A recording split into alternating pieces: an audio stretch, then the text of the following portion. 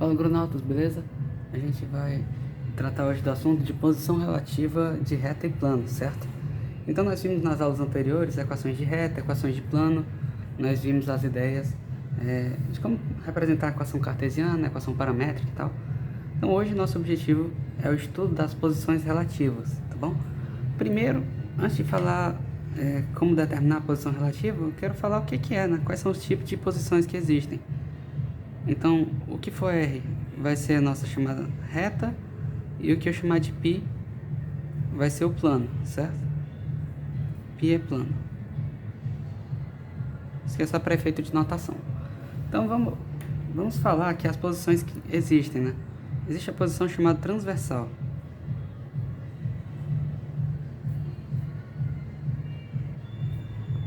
Transversal é a reta que corta o plano, certo? É a reta que fura o plano, na verdade. É melhor falar que ela fura o plano.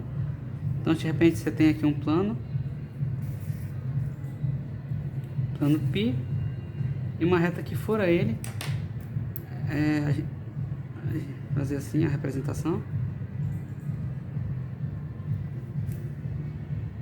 Então, a gente diz aqui que, nesse caso, R e π são transversais, certo? É o caso em que R fura o plano π, tá bom?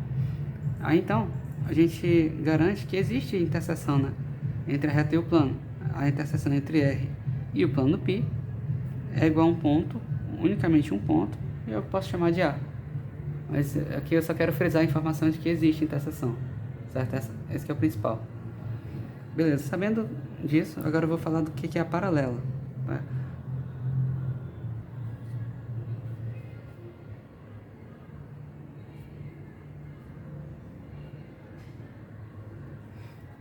Quando uma reta ela é paralela ao plano, é quando a reta simplesmente não encosta no plano de nenhuma forma, tá bom?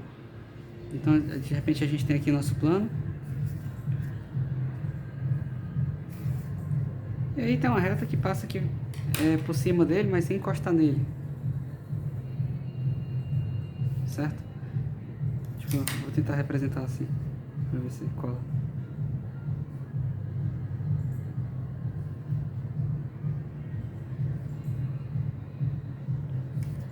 Aqui eu desenho essas projeções só para mostrar que a reta não encosta no plano, entende? Então, essa é a posição que a gente diz que a reta é paralela. Quando é paralela, não há interseção. A interseção de R e π é vazia, é um conjunto vazio, certo? Lembrando, R é reta, π é plano, e esse símbolozinho de C para baixo significa interseção. Beleza. Agora a gente vai para o último caso, que é o contida, certo? O que é contida?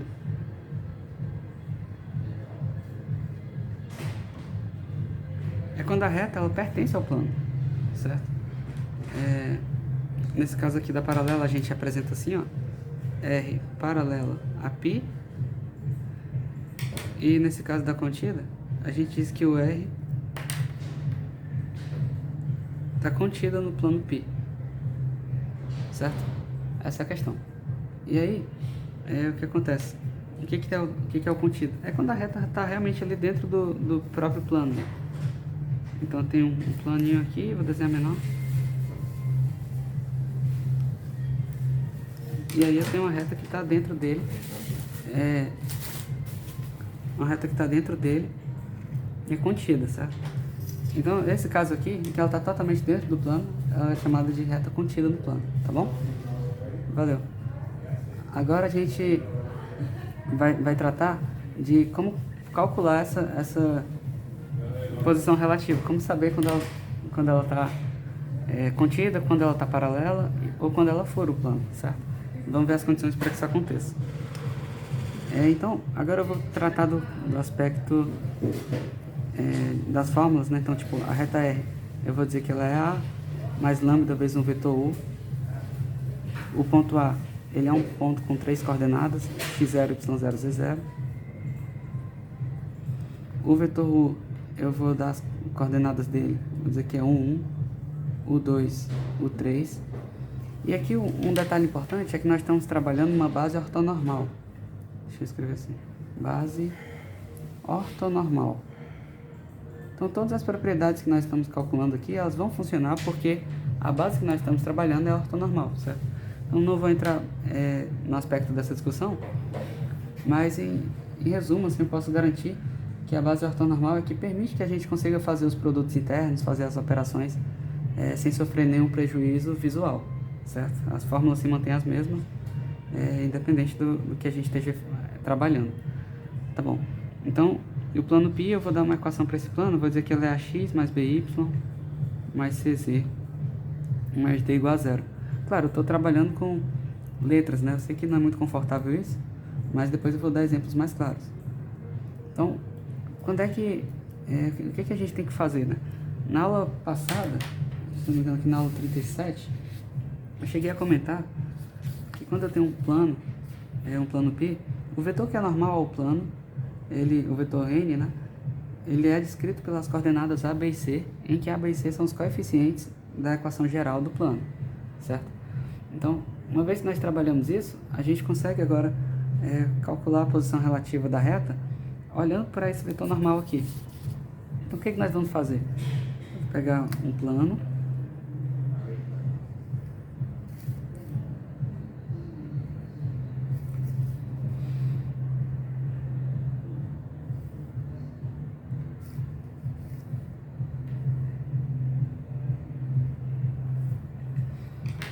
e aí eu vou olhar para o vetor normal ABC.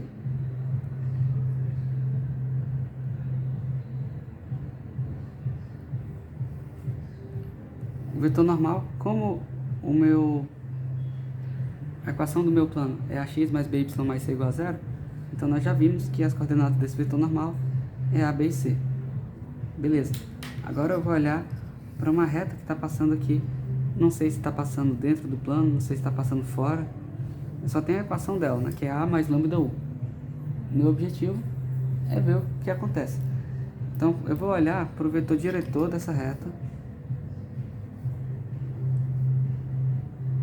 Esse vetor diretor u aqui. E vou ver a relação que ele tem com esse vetor normal, certo? Que, por exemplo, se ele for perpendicular ao vetor normal, então ele é paralelo ao plano. Por quê? Porque você pode ver essa relação aqui, ó. O vetor normal é perpendicular ao plano. Se o vetor u for perpendicular ao vetor normal, ele é paralelo ao plano. Então é esse tipo de análise que a gente vai estar fazendo. Então eu vou pegar o produto interno entre o vetor n, o vetor normal e o vetor u, certo? E aí esse produto interno é que vai me ajudar a descrever a posição relativa entre a reta e o plano. Então eu vou olhar as seguintes condições. O produto interno entre n e u é ABC, U1, U1, U2, U3. E aí, como que fica isso? Fica A vezes U1, esse aqui é o produto interno canônico, tá? Estou considerando normal. Mais B vezes U2, mais C vezes U3. Certo? E aí o que acontece? A análise disso aqui que vai me dar a posição relativa entre as retas. Então, aqui eu vou ter três casos. Tem o caso que é igual a zero, que ele se divide em dois, e o caso que é diferente de zero. Se esse produto interno for zero, ou seja, se for perpendicular, né? Então, realmente, essa reta ela é paralela ao plano. Mas ela é paralela, só que ela pode estar contida também. Eu só sei que ela não é transversal. Sabendo disso, ou o R é paralelo ao plano π, ou o R está contido no plano π. Tem essas duas possibilidades. A terceira possibilidade é que a interseção entre R e π seja um ponto único, um ponto A. Certo? Na verdade, eu vou chamar de ponto P porque A eu já usei ali em cima.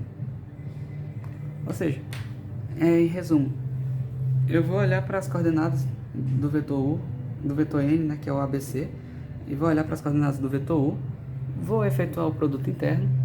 Depois que eu realizo o produto interno, eu olho se ele é zero. Tem duas possibilidades, que é no caso de ser paralelo ao plano, ou estar contido no plano. E se for diferente de zero, com certeza ela cruza o plano, ela encosta, ela fura o plano, certo? Lembrando que o raciocínio se baseia nisso, na análise entre o produto interno do vetor U e o vetor normal. Se for zero, quer dizer que eles são perpendiculares. Se o normal já é perpendicular ao plano, e o vetor diretor for perpendicular ao normal, então o diretor vai ser paralelo ao plano, que dá duas possibilidades, ou paralelo ou está contido. E aí o caso restante é que ele fura, que ele tem uma posição de transversal, tá bom?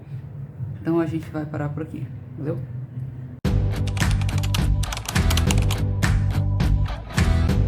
Oh.